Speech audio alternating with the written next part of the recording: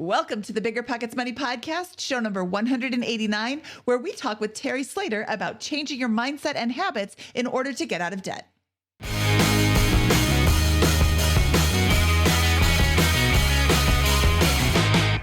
Hello, hello, hello. My name is Mindy Jensen, and with me, as always, is my flipping awesome co-host, Scott Trench. We really live in the moment for these intro analogies. Thank you, Mindy. Scott and I are here to make financial independence less scary, less just for somebody else, to introduce you to every money story, because we truly believe financial freedom is attainable for everyone, no matter when or where you're starting. That's right. Whether you want to retire early and travel the world, go on to make big-time investments in assets like real estate, start your own business, or pay off $200,000 in debt over 6 years, we'll help you reach your financial goals and get money out of the way so that you can launch yourself towards those dreams. Scott, I'm so excited to talk to Teri today because, like you said, she had $200,000 in debt. You know what else she had? A degree in finance, which, as she says, I got a degree in finance only to realize that it taught me nothing about personal finance. After taking a class with her husband, she realized they had dramatically different spending habits and a lot of expensive bills based on past decisions and commitments. Today, Teri is going to talk about a phrase called revenge spending, which I think is probably far more prevalent than we even recognize. I love that phrase, revenge spending. That's so descriptive. We talk about being paycheck to paycheck, even when that paycheck is high. We talk about keeping up with the Joneses and learning to say no. Teri Slater, welcome to the BiggerPockets Money podcast. I'm so excited to talk to you today. Thank you. I'm excited to be here. Thanks for having me. Let's jump right into it because I know we've got a lot to cover today. Where does your journey with money begin? Well, I would say that my journey with money really begins by, I got into some credit card debt really early on in college. This was back in the day when they would let you, like get a free baseball hat for a college, a credit application. So I racked up a lot of debt really, really early on in life. Student loans went on and on for a really long time. I was in school for like 10 years. So I ended up, getting into a lot of debt, and I paid off all of my credit cards at one point with the help of a credit counseling agency. And the sad part about that is that, like, in hindsight, I thought I was out of debt because I had paid off my credit cards, but I still had a car loan. I still had student loans. So I wasn't actually out of debt. And then once I bought my first house, I hadn't had credit cards for a while at that point. And I still hadn't dealt with my own behavioral issues. So I actually went back into debt like tenfold. So after buying our first house, we really, took out the home equity line of credit and like maxed out credit cards and put, vacations on credit. And so it all kind of started like way back when, I had all this debt like early on in life. So the interesting part of all of that was that when I eliminated my credit card debt the first time, I won't say got out of debt.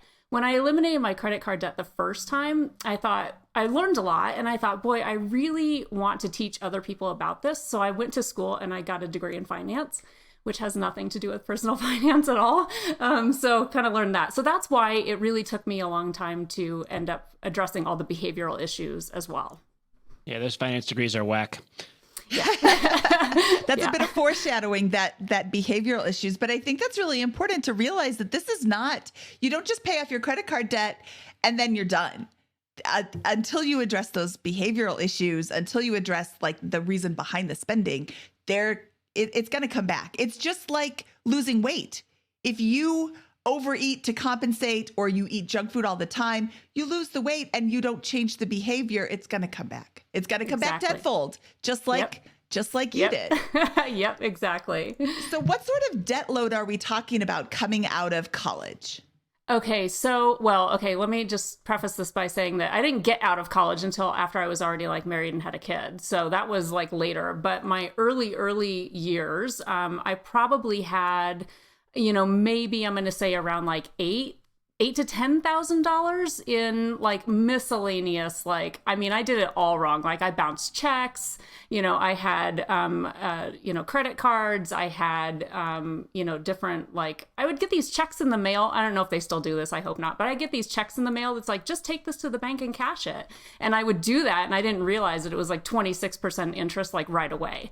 So I had done that. So yeah, I probably had about 10 to 12, 8, 10, 12,000, something like that to begin with. Once we kind of get to the fast forward to the end of my story, that was over $200,000 in debt that we paid off over the course of about 6 years. So yeah, can you describe your situation maybe in some detail at that peak moment of 200,000 in debt? Like what was that comprised of? What was the income? What was that? Where were we at that point?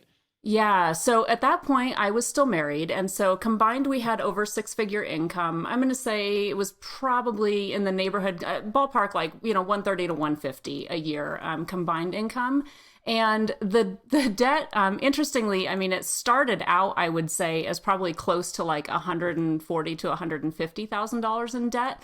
But like it was a 6-year journey to pay off all of it. And so it was credit cards, car loan, truck loan, some like old business debt that he had, or I would say business loans that he had on equipment and things like that too.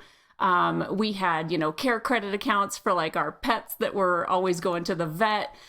We had a home equity line of credit that was on interest only payments. So, I mean, and the pinnacle of all of that, I think, is that we were really making pretty good progress. I mean, paying, several thousand extra on our debts every month. And then one year we got hit with a tax bill that was another 13,000. So it was just like, we felt like, we were making good progress, and then it just like slipped back again. So what was the moment in time where you kind of realized like, oh, we're gonna stop accumulating debt and begin paying it off? What was that kind of pivot for you guys? Yeah. So I would say that I hit what I would call kind of my rock bottom when, and this was really only like 10, 11 years ago, 2010, I knew we weren't going to make a mortgage payment.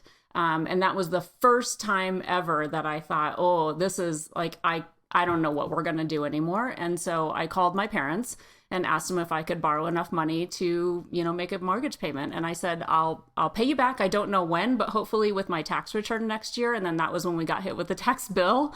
So I wasn't able to pay them off for like over a year. I still hadn't made a single payment to them. And while they didn't care, it like weighed really heavily on me. And so at that point, that was kind of the pivotal change where I was working as a financial counselor at that time anyway. My coworker had kind of handed me like a CD and said, this is Dave Ramsey's Financial Peace if you want to like look into this. I also took a part-time job working overnights. So I was working full-time, and then I would work overnights in a bakery for a few nights a week. And so with those weekly paychecks I would get from the bakery, I would send it to my parents. So it was kind of like this big accumulation of like a lot of things happening all at the same time, where that was what it took to like shake me to my core and make me really change everything that was happening. So how do you think you were projecting outwardly to like your friends and folks who weren't aware of that? But, besides that one friend, do you think they were able to see any of this, or do you think that you looked like you were really successful at that point? Yeah, no, I think that everybody probably thought that we had it going on, right? Because we had like nice house and like the 2 kids and a couple dogs and, whatever. In my mind, I knew it was rough and like we didn't take vacations and we didn't enjoy much of our life. Like on the outside, it looked like we had, good things, nice cars, what have you. But even that coworker of mine, I don't think that she even like fully knew what was going on with me. So it was just kind of like sort of a, when the student is ready, the teacher will appear kind of a thing. So, yeah. Well, I have a billion questions on this, but you said it was a set of things happening. What was there a trigger point, or when did you kind of sit down and say, okay, I'm going to begin intentionally paying this off? Or was it more of a subtle shift, or how did that transpire where you actually began to stop accumulating these debts and begin paying them off? Yeah. So I had a lot of conversations with my husband at the time.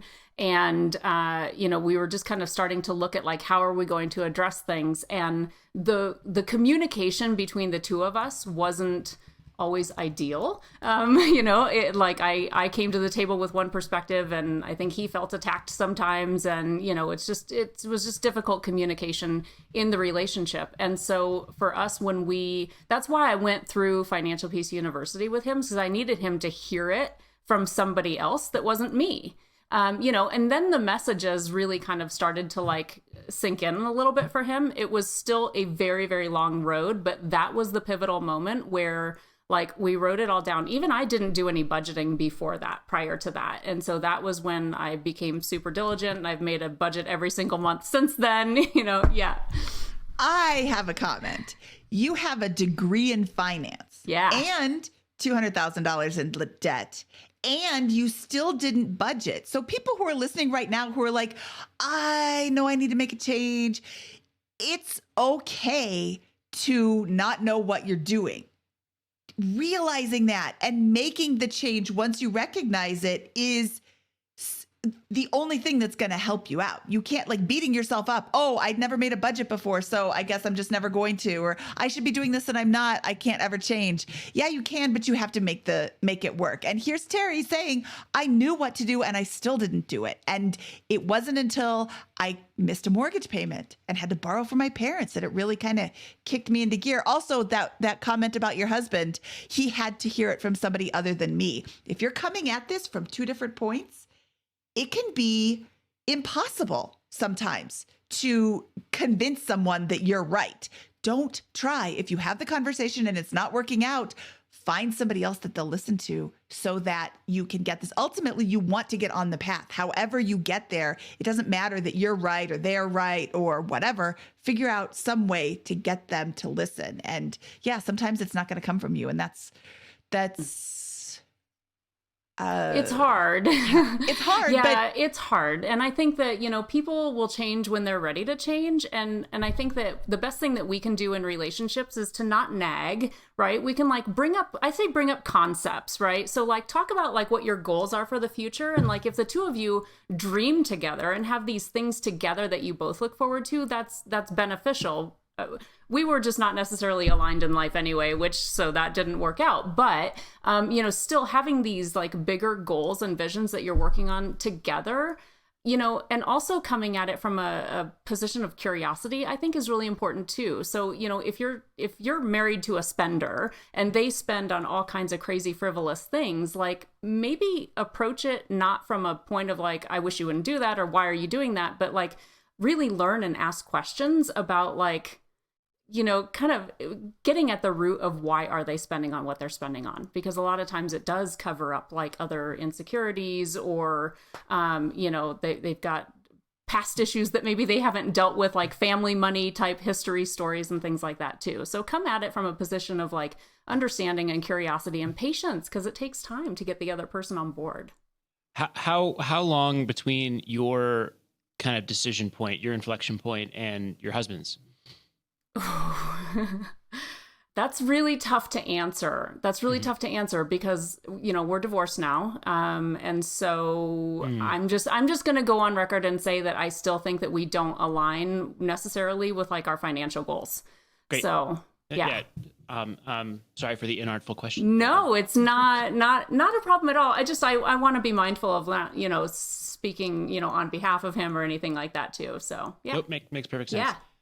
So you said you got the Financial Peace CDs from Dave Ramsey, and so I have recently begun learning about that in more detail here in the past couple of months, and I think they're great actually, and I think they're it's a fantastic program. But I was wondering if you had if you used that at all for your personal journey.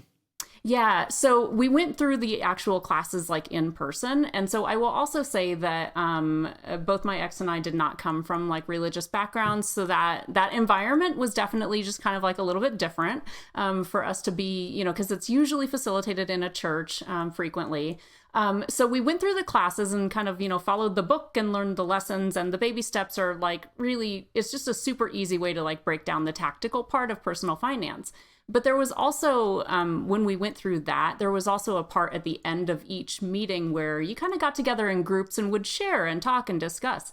And I did not want to do that, right? I was super embarrassed and like kind of had some shame around the whole thing. And I knew that like he and I weren't necessarily aligned on everything. So I didn't want to like come across as like sort of, you know, putting that out there that, you know, things are hard and like we're not just like right next to each other alongside this journey, like happy go lucky, can't wait to, you know, wrap this up. It was a difficult process. So I would say that I took from that program like the tactical steps that just made it really easy for he and I both to like have the tactical measures in place. It was still the conversational part, like between us, the relationship, that continued to be work after that program too. Mm. Okay, and so what can you give us maybe some indication of like the milestones or where how things changed following kind of this and your journey in eliminating the debt?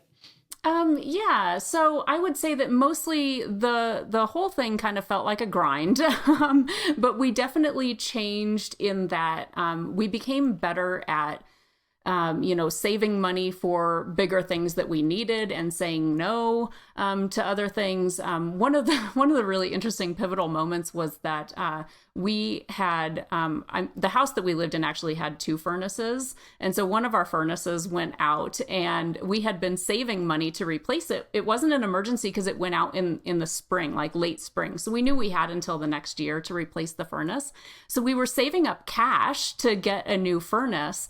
And I would say that we probably had around $4,500 in the bank saved up, and it was starting to come into the fall. And then lo and behold, this like stupid monster truck that ended up costing us like over $80,000 in just miscellaneous repairs, it lost its transmission at about the same time as we were about to buy this new furnace. So that savings had to go from the furnace to now repairing the truck. And so we heated our house with space heaters that winter. You know, so like little things like that, they were just huge mindset shifts, right? I mean, we could have, you know, financed the new furnace or, you know, put the truck repair on a credit card, but we just had like a lot of like little moments like that were, you know, cash flowing, you know, braces and dogs having cancer and all these things that we just ended up, you know, paying cash for as we went along. So like I said, it was kind of like a long, slow grind. But yeah, it was 6 years. And so, I mean, thankfully, so we got out of debt around 2018. So I haven't you know, I use credit cards still, but I pay them off every month. So I don't have any debt to speak of now, which is really nice. So that's how it's been since then. It sounds like on almost any journey that you're changing mindset and changing the way that you act and behave. It's in the beginning, it's one step forward, two steps back, one step forward, two steps back. And you're like, yeah, it's so easy to throw in the towel and be like, oh, forget it. I'm not making any progress. I might as well. I'm always going to be in debt, or I'm always going to be overweight, or I'm always going to, you know, be whatever that I'm trying to change. How do you stay committed when you're about to pay cash for a furnace and then everything's going to be great and your truck drops the transmission?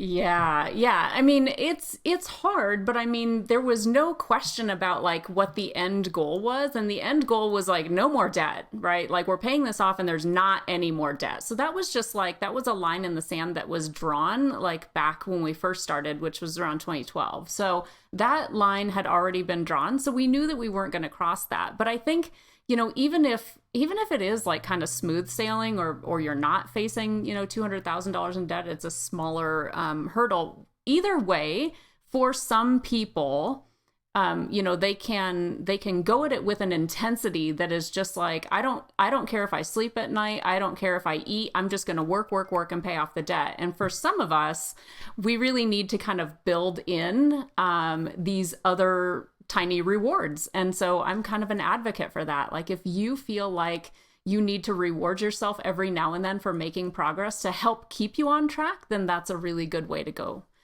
So, take yourself out for a nice dinner, like only after you've paid off something, and just don't make it as frequent, right? So it doesn't become like your new normal. I think one thing that I look at is whether or not people get out of debt only to then still just go ahead and spend all their paychecks. Maybe they don't have any more debt anymore going forward, but still, the spending everything that you make is still a dangerous game to play.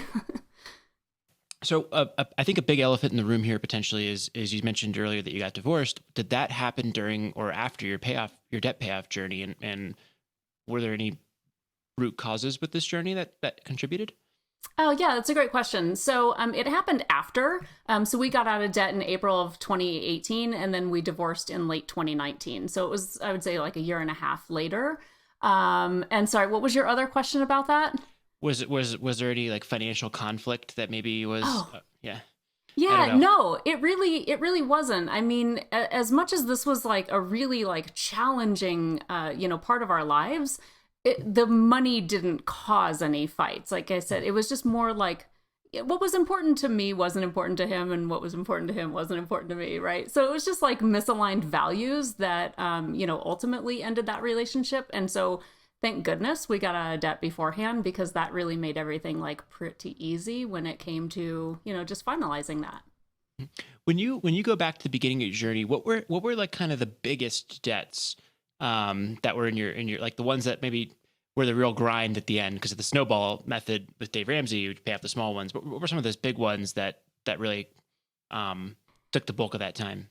Yeah, so I would say among the largest were, I had a credit card that was well over $25,000. So there was that one, and it very, very closely aligned with the truck loan that we also had, which was also kind of, that and the credit card sort of ran tandem. And so those two were, kind of the long haul. So that whole snowball method is really interesting, because you can see some quick wins in the beginning, which is great for keeping up the momentum. But when you get to the big ones at the end, where like no matter what, and like I said, we're paying like $3,000 a month on some of these debts. And even then, when it still takes almost a year to pay off one credit card at $3,000 a month, that's a little tough to take sometimes. So those were the big grinds. One of the things that Dave Ramsey suggests is that baby step one is, for example, save up $1,000 emergency fund. Baby step two is the debt snowball, which can, in your case, took 6 years, right? And then baby step three is the 3 to 6 month emergency reserve. One of the things I was thinking when you were sharing your story is that you had, it sounds like a big house with 2 furnaces and a big truck there and a couple of other things like that.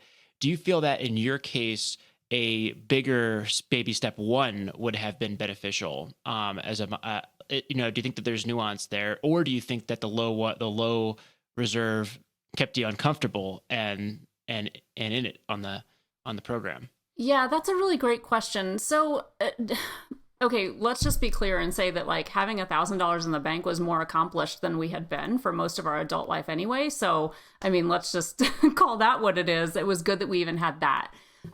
Do I think that having more would have been helpful? Maybe, but so 2 things to say. Yes, I think it's flexible. I also see a lot of times when people are self-employed or have very, very unstable income sources, or their job is always kind of in limbo, then yeah, I think having a bigger emergency fund is a good idea. With ours, we had enough disposable income that whenever other things came up, we were able to cash flow them. And just so basically our debt payments would scale back a little bit while we paid cash for the other thing that was going on at the time. So I think as long as you can kind of balance that out, you don't necessarily have to have a big, beefier emergency fund. I would say we didn't really necessarily like deplete the emergency fund and then stop paying on debt to like build it back up again. So we didn't keep doing that. We just basically scaled back the debt payments while we increased the cash flow for whatever else was happening. Got it. How, after you began the journey with financial peace and those types of things, how much were you able to start paying off immediately, and how did that scale or change over time? You know, if you were to say like, hey, over the last 6 months, I paid $5,000 the first, you know, at one point was able to get that to 30 or 40. How did that work for you guys? Yeah, so I never necessarily felt like we had any like big sweeps of momentum. The only one caveat to that I would say is that we did have a car accident that all four of us were involved in my family, and luckily we walked away from it, but we did get a big insurance settlement from that. So that was kind of a chunk of money that we were able to sort of put towards some of the debt in one, you know, fell swoop. But aside from that, I would say everything else was mostly just kind of a grind. And we paid about $30,000 a year on debt. And so that's not only just like the minimum monthly payments, but also whatever extra we were paying. So we definitely had job changes in there that increased income too. He was self-employed for a lot of time and then decided to stop the self-employment and go back and take a regular job. So there were things like that also impacted our income, but it was still, the rate was pretty generally $30,000 to $35,000 a year was being paid on debt. Awesome. Thank you. That's really helpful with that.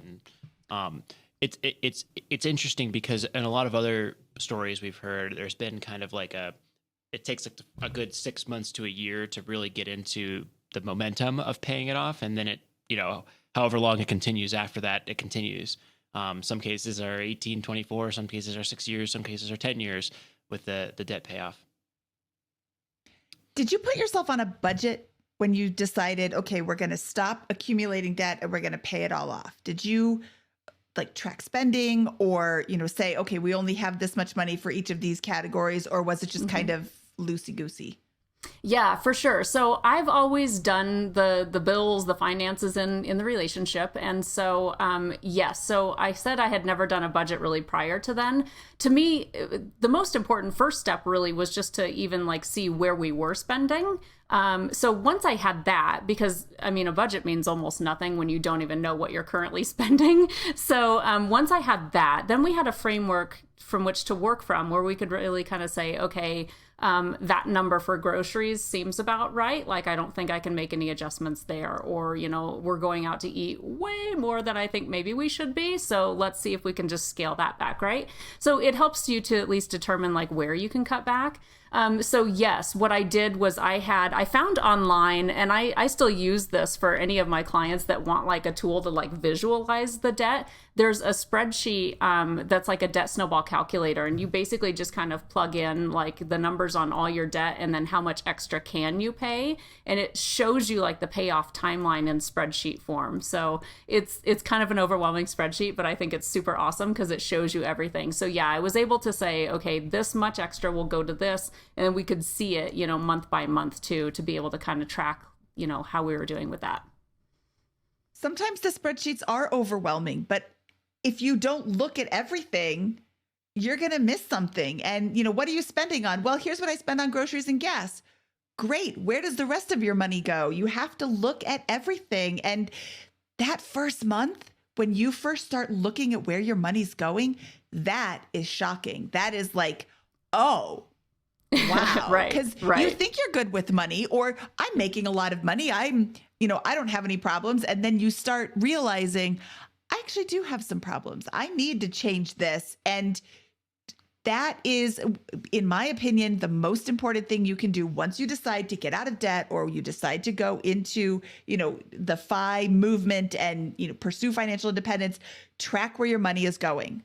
Without judgment, just write it down. And I am like old school notebook, write it down. How much I spent, where I spent it, about what it was, like groceries at Target. It could be other things too, but it's groceries. And then you total it up as you go. You watch, oh, it's the 6th of the month and I already have spent $1,000, not including my mortgage. Right. That's a lot of money. I need to stop that. Yes.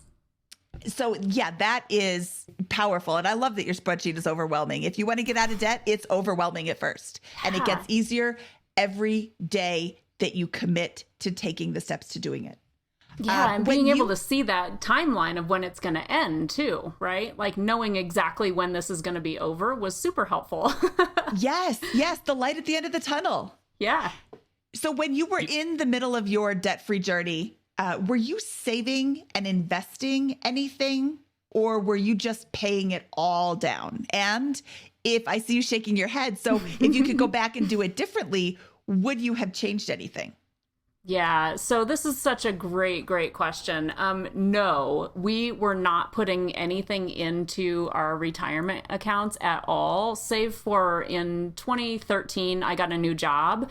And at that point, it was mandatory that I had to put money in for a pension, as it's government work. So then I started putting in, but that was, a few years really prior to the end. So yes, in hindsight, looking back now, so I mean, it's one thing to say, don't put money into retirement while you're, trying to get out of debt, because you can look at the math and the equation there and just try to figure out like what's what.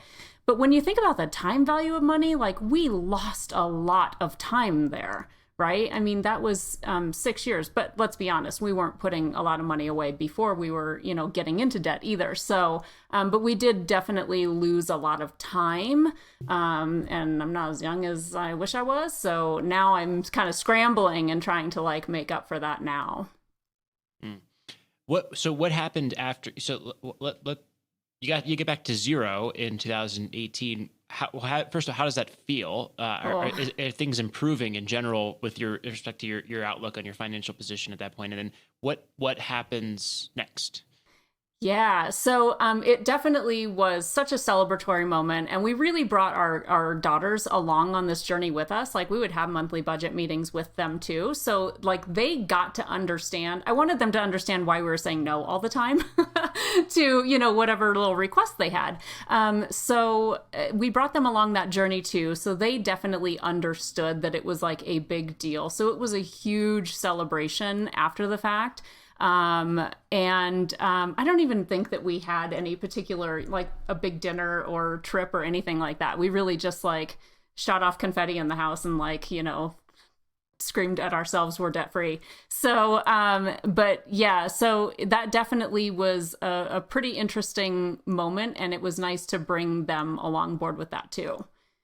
You asked me another question about that. Sorry, I have this annoying habit of asking 6 questions in a row. That's okay. So the next question is, what did you do next? Did you continue with the baby steps, or did you begin doing something different? Yeah, so that's interesting. Let me relate it to the baby steps. So, afterwards is the 3 to 6 months of living expenses. And I would say that there was work in progress on that. But that was also a little bit slow going. Kids in college, I think, is also a really interesting and very personal topic. So I have never told my kids like it's mandatory that you go to college. Like I want you to know, what your life is going to entail before I want you to just like spend a bunch of money on a degree that you don't even really know, what you're going to do with or what have you. So we told our kids both that we would pay for their first year of college. And there's enough money to do that. So I wasn't like trying to like beef up a big college savings. And then as far as like paying off the mortgage, that the timeliness of that didn't necessarily work out, that we were, working together on that. So after our divorce, I did sell the house. So that was about a year ago now that I sold the house. So I can totally say debt free because there's no mortgage now either. And so, yeah, now I'm just like, I am piling money away as fast as I possibly can. Awesome. So what is, so I would love to know kind of what that outlook is now. So you're debt free. I assume you have the emergency fund set up, and how are you investing now and going after it? Yeah. So now I'm fully funding my Roth every year. I've got just sort of I've got a non-taxable or a taxable account too, just at Vanguard, and it's just index funds, kind of boring, but reliable. So, and it's done well this past year, so that's good.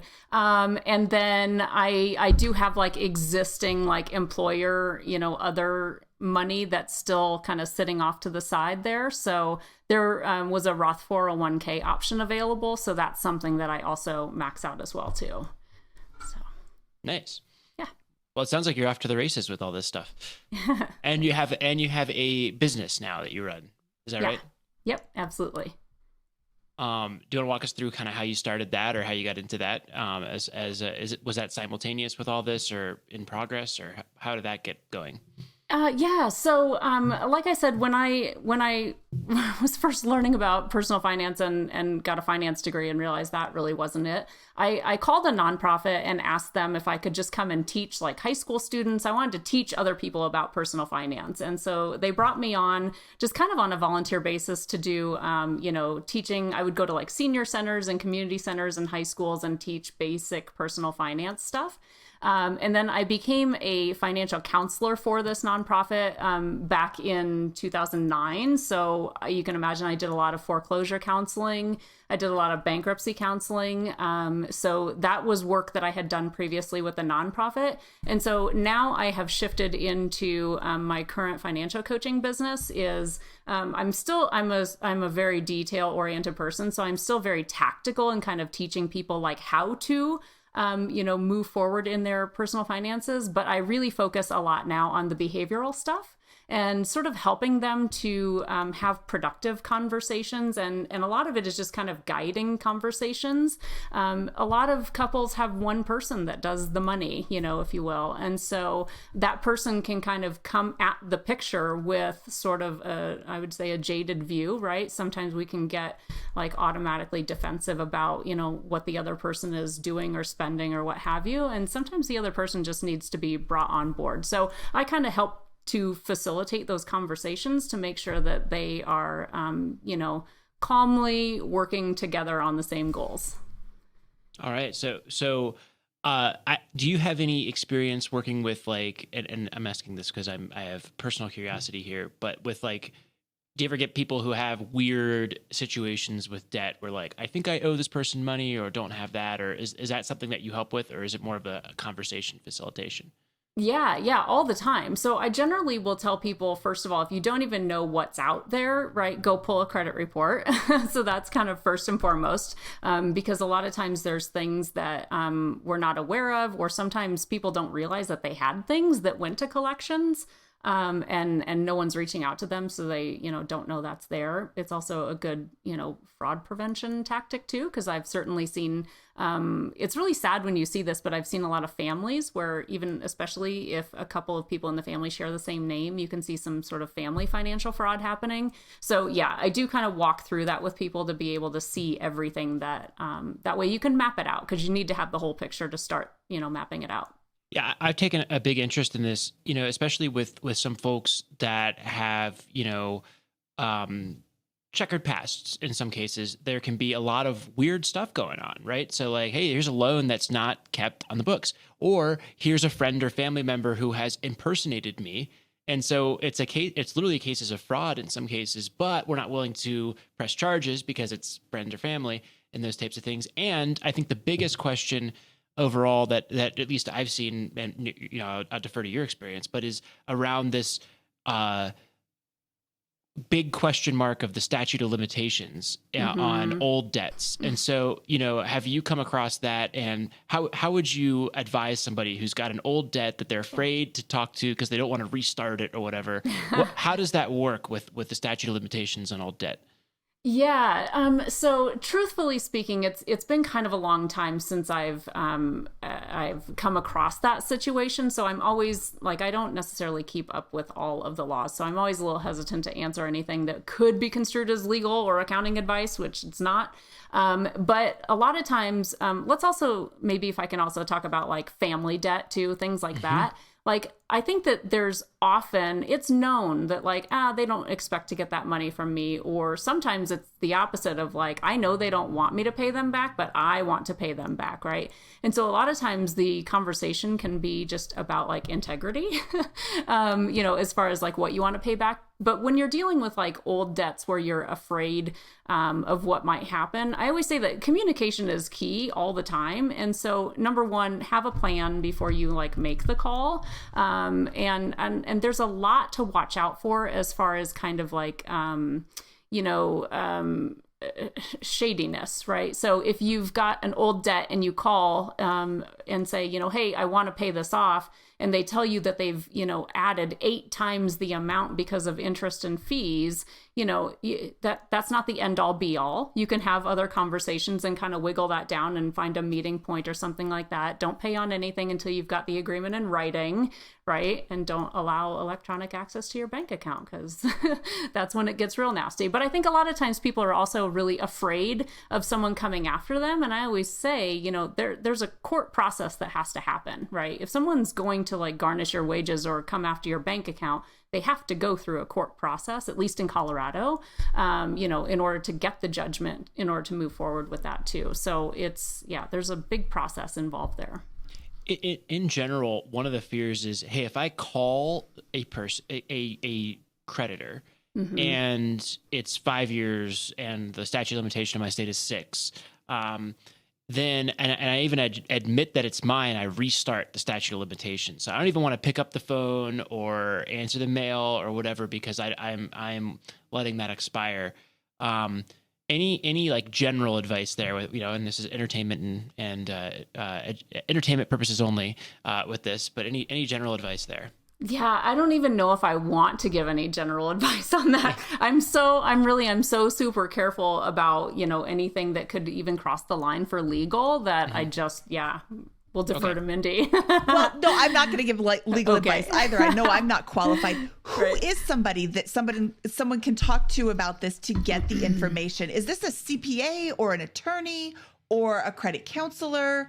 Because I know that there's a lot of people out there who are like, ooh, I just want to ignore it. Or like Scott said, if I talk to them, that is another hit on the account, and then it restarts from there. And,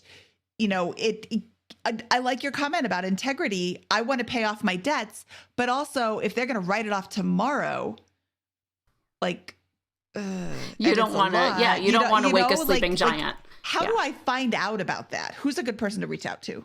Yeah, great question. So I would say that there's a lot of different professionals that are able to answer that kind of within the scope of their own role and credentials. So yes, I do believe a lot of CPAs would have that information, but I would probably say first and foremost, you can always get a free consultation with a bankruptcy attorney, and they're going to know the law when it comes to debts. So that might be one option. I would go in prepared, again, having like a credit report or something handy so that you can give them the full picture. But you should always be able to get a free consultation with a bankruptcy attorney. And then also, in most areas, you can find a nonprofit, like a consumer credit counseling service. If you're not sure where to find one, on your credit card statements, there's a section that says, like, if you're having trouble paying your bill or need help talking, to someone, there's an 800 number. And that's the National Foundation for Credit Counseling. And so I would say call that number and they can hook you up with an accredited counseling agency. And most of the time, you're going to be able to meet with them at no cost. They do generally have like debt management programs that will have a fee to them, but you should be able to get the counseling at no cost. So I think they would know that too. Can you state the name of that foundation one more time? And we will link there in the show notes. This is really helpful. Thank you. Yeah, absolutely. It's the National Foundation for Credit Counseling.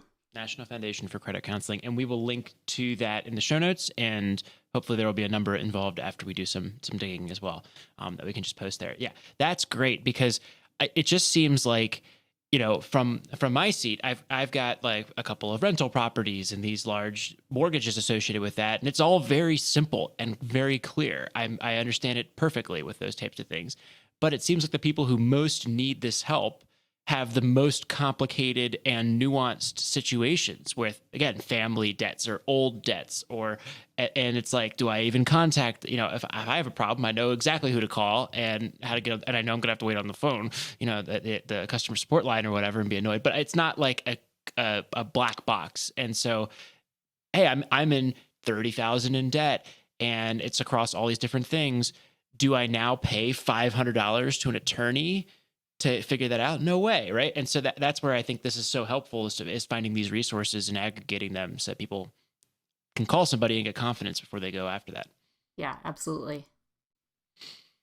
All right, I want to go back to the complicating factor in many people's financial journey, which is the relationship with the spouse and finances there, and how there's always going to be this case, or often going to be this case, where one spouse decides to begin the journey with money or make a hard pivot or begin changing the outlook before the other. That's just how it's going to be in many cases. Nothing wrong with that. Doesn't say anything good or bad about either spouse. But how do we healthfully begin broaching that conversation if you're the one listening to the BiggerPockets Money Show and your spouse maybe isn't, or they've dragged you along to listen to this for another reason. To listen to this episode. So I think that, so again, like I said, a lot of times in couples, one person handles the money, right? And so the other person, whether they want to be or not, they may be in the dark about things. And so I think the way that you present the material needs to be kind of like coming at it from, let's look at this as we're a unified couple and I want us to move forward on a unified front, not, accusatory or, gosh, I found out that you spent like $500 on Amazon. What are you even buying? That's going to set the tone wrong right away. So I think that one of the best things that you can do is, kind of come at it calmly, patiently, like make it a fun date night, right? Like don't say we need to have a budget meeting. That's not going to resonate with people. So just approach it in like the normal loving way that you would have any other big conversation in your marriage or relationship. And, just come at it from a place of, again, like I said, listening and learning and growing together. And if you present, I've got these goals for us. I'm not sure that what we're doing today is going to help us meet those goals. What are your goals for us, right? Like, where do you see us in 10 years? Those kind of things open up a dialogue that sort of take your defenses down. Who was it, Mindy, that suggested that you trap your spouse in your car while you're on a long drive and I heard nuke that. them with this discussion? I loved that as well. I heard that episode. Remember. Yeah, I love that. I did. I heard that. We're gonna have a money talk right now. Right. What's your advice for somebody who is receiving now conflicting arguments? You're saying bring it up in a nurturing, fun way that makes the other person excited. The other person was like, nuke them in the car when they can't escape. What do we do there? Yeah. I mean, that's tough. And I think that really when people don't see eye to eye, like we have to, so sometimes it does involve like seeking the counsel of a third party potentially, right? But also, can you maybe try to like figure out and understand why? Sometimes there's just some like family background, and it's not always, the money scripts of like, oh, I grew up poor, so I want to save everything I earn, or, oh, I grew up poor, so now I feel like I deserve everything now that I've got money. So, I mean, first of all, those things can play out very differently for a lot of different people, but also finding out like what are people doing with their money? Because let's be honest, sometimes we're mad at the saver also, right? Sometimes people say like, you're not like any fun, or you're not letting me have any fun. So the conversation can go both ways. You can be mad at the spender or mad at the saver. So I think it just kind of comes down to getting at what are the like root causes, which can go back, to some family dynamic. I don't want to disappoint my parents. That's why I have this big house, things like that. So you have to kind of figure all that out together. Yeah. I like the way you phrased it. What we're doing, these are my goals, and what we're doing isn't going to get us there. That's not what you're doing. Everything you're doing is wrong. That's together we're a team, and our actions as a team aren't aligned with our goals. And that's that phrasing is really important. If you're the saver and you're listening and you want to talk to your spouse about the spending, it's not their spending, it's your spending together, combined. And the goals is the focus. The goals should be the focus. I really, really like that. What we're doing isn't working. I don't even know if we said that during our conversation about having a money date, Scott. What are some unhealthy responses from a spouse or yourself that you can kind of look out for when it comes to these types of conversations and discussions? Yeah, I mean, this is, and I'm not a licensed therapist or anything, but this kind of goes back to like those words that you can use, the like attacking of like you this, you that, where you should come from everything as like an I feel this way when you do that, right? Those are like the kind of the ways that you're supposed to approach conversations. But I mean, there's when you say like unhealthy behaviors or unhealthy responses, that can manifest in so many different ways. And so not only can the conversation become kind of ugly and hurtful if you're just saying, mean things or attacking someone's character, right? You want to attack like the problem of the money going out, not the person's character, right? So because their character is probably good, but there's something else happening. And then there's other times where I've seen and been a part of what I refer to as revenge spending, which is when one person, maybe if both parties make good money, or if just one person, is making a lot of money and so they spend a lot of money because, they deserve it or what have you. Sometimes the other person in the relationship who might be more inclined to be the saver or not spend as much can actually start spending as revenge. And so I know that this is something that I participated in a little bit, and I've seen other people participate in that as well. Like you get mad at the other person for spending so much money. And so you think, well, if they spend $1,000 a month on whatever, then I'm going to spend $1,000 a month on whatever. And so it's like you're almost kind of like tit for tat, and it's not going to be super beneficial to the end game either. I just never heard that term revenge spending. And so that's like an interesting one to internalize. Yeah. Yeah. I've never heard that term, but that's a really powerful term, revenge spending. And I can see this being something that happens a lot more than people are willing to admit. And because I don't want you to tell me what to do. I'm the boss of me, not you. So if you're telling me, if we've decided to do something together and then you make a mistake, well, I'm going to go do that too. That I can see that happening a lot. And boy, I can see a lot of tempers flaring in that situation. And, the best thing to do, I think, would be to just step back. Hey, calm down. What's done is done. Right. Let's start here and move forward. Yeah. And it can be really hard to like have an honest look at yourself too, and what role you play.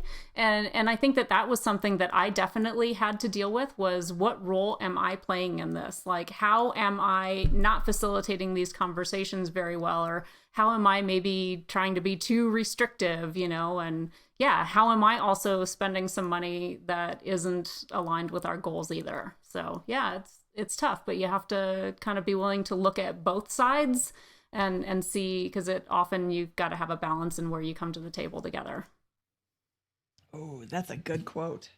Mm-hmm. I like that. Scott, we've kind of touched on the financial scan. Oh, I'm sorry. Do you have other questions? No, I was just saying, I think we should go to the famous four, unless there's other things that we should ask you about, Teri. I think that covers it. Yeah, I love the revenge spending phrase a lot, because I've never heard that name before. And that I can see a lot of people being like, oh, well, I'm just going to do this. And then, oh, that's me. I should stop. That's not furthering our goal. I can see that. Teri, this has been fantastic. I think that people are going to listen to this. There's going to be a lot of listeners thinking, oh, Teri is me. Teri's talking about me. Teri's in my relationship with me. This is pretty spot on. And I think a lot of people are going to get a lot of value out of this. So thank you for your time today. But we're not done with you yet. We still have the famous four. All Are right. you ready? I am. Teri, what is your favorite finance book? Okay, so this is a little bit funny, and it's so maybe outdated, but Beth Koblinger wrote a book called Get a Financial Life. And the subtitle is Personal Finance in Your 20s and 30s. And so that's how long ago I bought the book. But it's so good on just a fundamental level that I don't care what age you are. If you feel like this finance stuff is like too much, that is a really fantastic book. And it's just uncomplicated and it covers all of the basics. That's awesome. I've never heard of that one either. Definitely going to check that one out. What was your biggest money mistake? I'm going to say the biggest money mistake was probably the home equity line of credit that we took out, because when we bought our house, it was the year 2001 and we bought it on a foreclosure, but it was only a 2-year-old house. So it wasn't like it was this, broken down, decrepit house or anything. It was just undervalued because the market wasn't moving. So we got all kinds of financial advice that, we should just take out a home equity line of credit to do any upgrades or what have you. And let's be honest, we just took out all the money to spend it and live on it. And so we had like a $50,000 line of credit that was on interest only payments for 10 years. So ouch, that we eventually refinanced it into the mortgage to finally get that paid off. No, that's a great story. And I think, with home and equity line of credits, we have lots of discussions about those over the course of the Money Show. And people, fundamentally, you use the home equity line of credit for a short-term purpose and pay it off, and you use the mortgage for the long-term stuff. And so that's, if you're listening, there's a whole bunch of things there, and maybe not spend it in general, but the short-term versus long-term nature, I think, really has to be coming into play because it is interest only.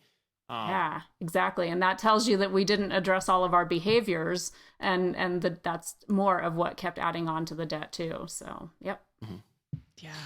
Yeah. What is your best piece of advice for people who are just starting out? I would say don't get too hung up on the term budgeting. I know that a lot of people have resistance to the word budgeting, and so I think it's more important to track your spending. So if you really have not started doing that at all, I'm going to say just writing down where you spend all of your money will at least sort of like give you the guide rails so that you can start to look at where you can make changes.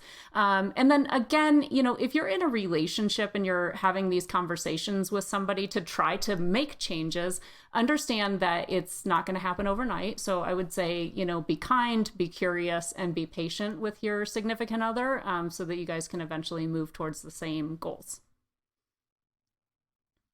Love it. What is your favorite joke to tell at parties? All right. I'm going to give you bonus points if you can identify what movie this is from. And you have to play along because it's a knock knock joke. Okay. All right. All right. Knock knock. Who's there? Nobody. Nobody who?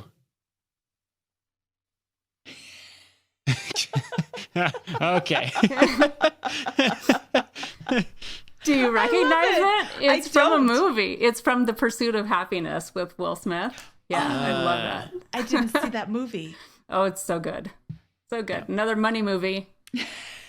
Oh, that's a money movie? I have seen that movie. Yeah, it's a great one. I have to rewatch that and figure out where that joke lived. Very, very end. It's like the last clip of the movie. It's my favorite joke of all time. All right. We are hitting up on a Snowmageddon. We're recording this in the beginning of March, and we're all in the Denver area, and we're supposed to get something like 40 tons of snow.